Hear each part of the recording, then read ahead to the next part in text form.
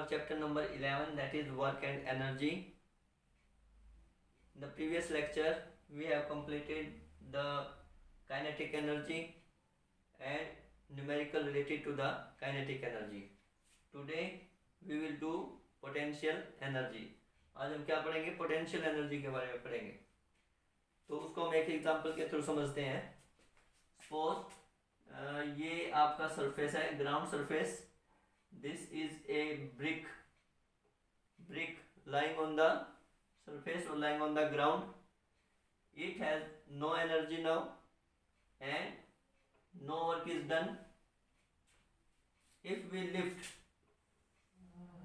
lift this brick to the roof of a house, हमने यहाँ पे इसको लिफ्ट करके यहाँ रख दिया, to the roof of a house, then some work has to be done against the force of gravity.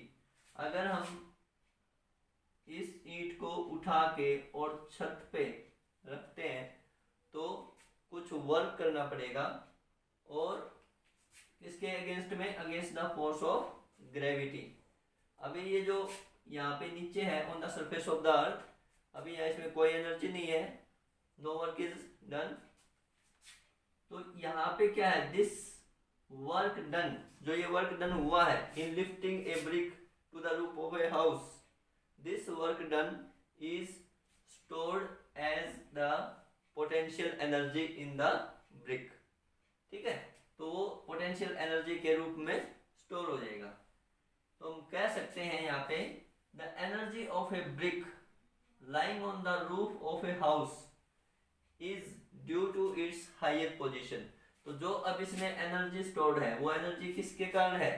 Due to its higher position. इस position की वजह से है, due to its higher position with respect to the ground. Ground के respect में ये एक higher position पे रखी हुई है ब्रिक, इसलिए इसमें क्या है? एनर्जी है.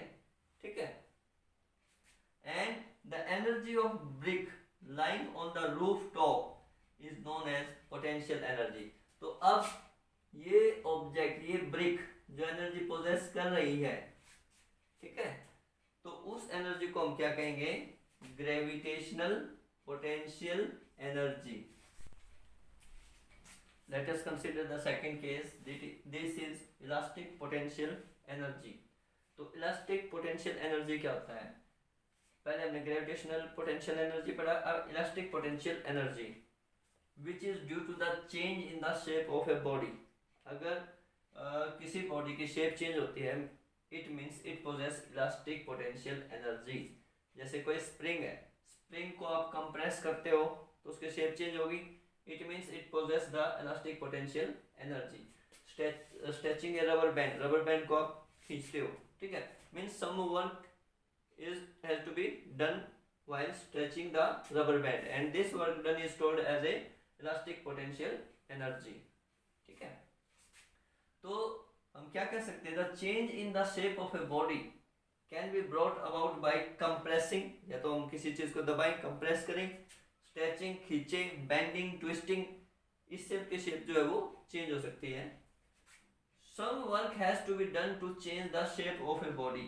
यानी कि कुछ ना कुछ वर्क हमें करना पड़ेगा उसकी शेप को चेंज करने के लिए. हम चाहे कंप्रेस कर रहे हैं, चाहे हम उसको बेंड कर रहे हैं, ट्विस्ट कर रहे हैं या स्ट्रेच कर रहे हैं, हमें कुछ ना कुछ वर्क करना पड़ेगा. ठीक है. तो some work has to be done to change the shape of a body, and this work done is stored in the body in the form of elastic potential energy. तो जो ये वर्क डन है ये किस form में store होता है? इन the form of elastic potential energy. This potential energy is given out in some other form when object regains its original shape and size. देखिए इलास्टिक पोटेंशियल एनर्जी, वहाँ पे elastic potential energy store है उसके अंदर, object के अंदर. तो ये किसी और फॉर्म में बाहर निकलेगी, कुछ और काम करेगी. पोटेंशियल है, क्षमता है, उसमें कुछ काम करेगी. तो वो क्या करेगी? कब? when it regains its original shape and size. जब उसका ओरिजिनल शेप और साइज वो रीगेन करेगी तब वो काम करेगी. कैसे? जैसे स्ट्रेच स्ट्रिंग ऑफ ए कैटापोल्ट. जब हम, कैटापोल्ट होता है गुलेल, ठीक है, आपने भी देखा होगा गुलेल. तो गुलेल में जब हम पत्थर डाल के गुलेल की जो स्ट्रिंग है उसको खींचते हैं, हमने जब उसको खींचा तो उसमें क्या डेवलप हुई, इलास्टिक पोटेंशियल एनर्जी, क्योंकि हमने कुछ वर्क डन किया उसके ऊपर।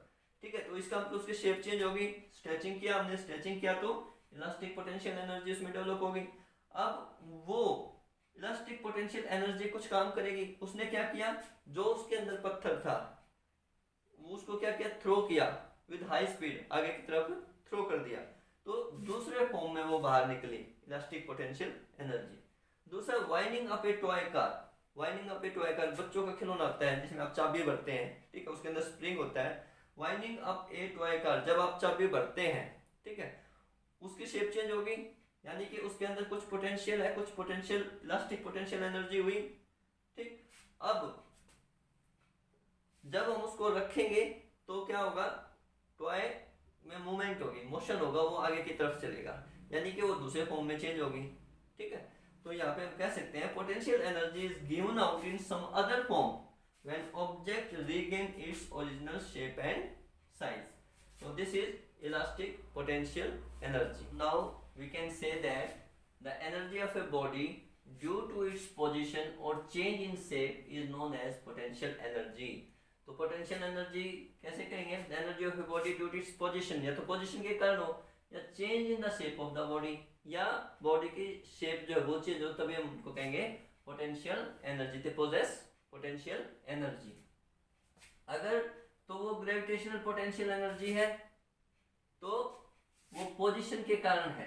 ठीक है, पोजीशन अबव द ग्राउंड, जैसे हमने अभी डिस्कस किया था कि अगर ब्रिक को अगर हम छत पे रख रहे हैं तो कुछ वर्क डन हो रहा है और वो अगेंस्ट द ग्रेविटी हो रहा है, तो उसको हम कहेंगे gravitational potential energy, that is position of the object above the ground. और अगर उसकी शेप चेंज हो रही है, ठीक है, शेप चेंज हो रही है bye either by compressing, twisting, ठीक है, pressing, किसी के कर और stretching, तो उसको हम कहेंगे इलास्टिक पोटेंशियल एनर्जी। तो ये दो तरह की है आपकी, gravitation potential energy and elastic potential energy. अभी देखिए example, water in A tank on the roof of A building. छत पे जैसे जो पानी की टंकी होती है, छत पे जो पानी की टंकी है उसमें भी पोटेंशियल एनर्जी है। वो किसके कारण है, वो उसकी हाइट के कारण, उसकी पोजीशन के कारण है, क्योंकि वो एक हाइट पे है। ठीक है, it possess the potential energy. Okay, now stretch rubber band और कंप्रेस्ड गैस। जो रबर बैंड है अगर उसको स्ट्रेच कर दें, या आगे जो सिलेंडर है उसमें जो गैस है वो कंप्रेस करके भरते हैं, ठीक है, तो वहां पे भी क्या है, वर्क डन हो रहा है, उसकी शेप में चेंज आ रही है, उसकी कॉन्फ़िगरेशन चेंज हो रही है, तो हम कह सकते हैं यहाँ पे भी क्या है, पोटेंशियल एनर्जी। और ये कौन सी है, elastic potential energy. So body may possess energy even when it is not in motion। तो ये जरूरी नहीं है कि जब ऑब्जेक्ट केवल मोशन में हो तभी उसमें एनर्जी होगी, but the energy can be in the form of potential energy. तो पोटेंशियल एनर्जी के रूप में भी हो सकती है, that is due to the position of the object, object की पोजीशन के कारण। पोटेंशियल एनर्जी पर आपने और काइनेटिक एनर्जी दोनों को मिला के हम कह सकते हैं मैकेनिकल एनर्जी। अच्छा, किसी ऑब्जेक्ट में क्या है, एक ही टाइम पे पोटेंशियल एनर्जी भी हो सकती है और काइनेटिक एनर्जी भी हो सकती है। फॉर एग्जांपल, अगर एक पत्थर ऊपर पहाड़ी पे रखा है, ठीक है, तो उसमें क्या है, वो पोटेंशियल एनर्जी है। When it starts rolling down the hill, जब वो नीचे लुढ़कता हुआ नीचे आ रहा है, it means it is having potential energy as well as kinetic energy. So this is potential plus kinetic, it is equal to mechanical energy. Now we calculate the formula for potential energy. Potential energy के लिए जो formula है वो हम calculate करेंगे। Mathematical formula कैसे calculate करेंगे हम, suppose अभी वही लेते हैं कि आपका ये surface of the ground है, यहाँ से कोई object जिसका mass m है उसको लिफ्ट करके यहाँ रूफ ऑफ ए हाउस पे रखा गया है, ठीक है, that is m is the mass of the object. अब यहां से यहां तक लिफ्ट करने में कुछ वर्क डन हुआ है, ठीक है, और फोर्स भी काम कर रही है यहाँ पे, कौन सा, फोर्स ऑफ ग्रेविटी। तो फोर्स क्या होता है, फोर्स होता है यहाँ पे मास इनटू एक्सेलरेशन, लेकिन यहाँ एक्सेलरेशन क्या है, एक्सेलरेशन ड्यू टू ग्रेविटी। तो फोर्स किसके बराबर आ जाएगा, force is equal to mass, इसका कुछ मास है, and acceleration due to gravity m into G. उसके बाद क्या है कि यहां से यहां तक लाने में कुछ वर्क डन हुआ है, that is against the force of gravity. तो वर्क डन क्या होगा, work done is equal to force into distance. ठीक है, डिस्टेंस सपोज ये आपकी यहाँ पे आपकी ये हाइट h मान लो, ये डिस्टेंस हो गया आपका, हाइट होगी। तो work done is equal to force into distance. W is equal to force हमारा क्या है m इंटू जी, और डिस्टेंस क्या है, ये कितनी ऊंचाई पे उठा है, तो ये है आपका h। तो work done is equal to m into G into h। Now this work done is stored as potential energy in the object. अब जो ये work done हुआ है, this is stored as a potential energy in the object. तो हम इसको ऐसे भी कह सकते हैं, तो potential energy is equal to m into G into H, और हम कह सकते हैं mgh। और इसकी यूनिट भी सेम होंगी एनर्जी की, काइनेटिक एनर्जी की तरह, ये भी क्या है in joules. So that is the formula for calculating the potential energy of the object, m into g into h in joules. That's all for today beta. Do your work nicely and on time. Thank you. Have a nice day.